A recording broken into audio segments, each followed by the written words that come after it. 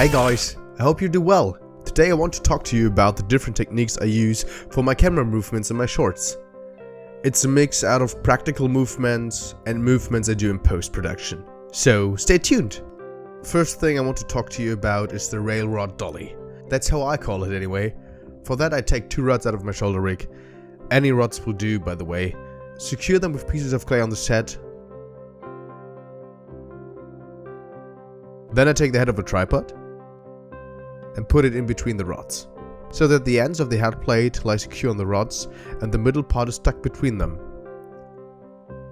Now you can move your camera frame by frame secure in a straight line. One downside to this is that your hammer is high above the ground.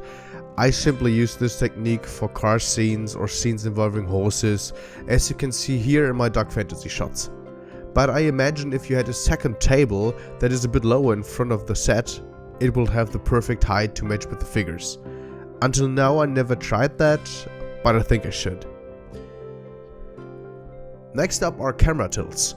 For that I just put my camera on my tripod and tilt the pod between each frame, from side to side, or up and down. I really love it. You can capture a battle in one sequence with this technique. In my experience, you can't control the cheapest tripods too exact. Cheap tripods don't tilt continuously, so your images will shake like hell. But with a better tripod you don't have this kind of problem, and you will be able to do great tilts that put a lot of life in your stop motion camera work. I will promise you that I also like to do my zooms mostly practically. This can be zoom ins or zoom outs. I just use the zoom function on my lens. Between each frame I zoom a bit, correct the focus that it stays on the target figure, and take my picture. Of course, sometimes I'm not able to do my camera moves practically. Then I do that later in post. For example, you just want a little slow zoom in on the frame to generate suspense. This is very easy to create in post, very hard to create practically. So I always do that in post. Or if you have to animate a lot of fighting or movement with the figures, then I opt to do the camera movement in post.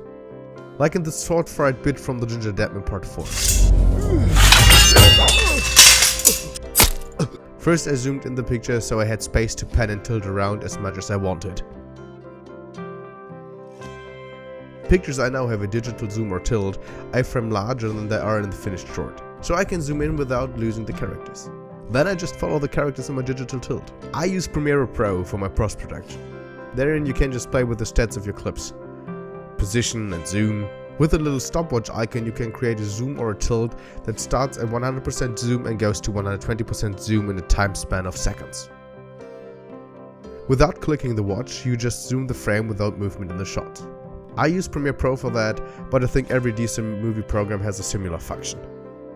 And that's it for today. I hope you enjoyed the video, leave a thumbs up if you did, and let me know what I should do next. Until then, take care and have a good one.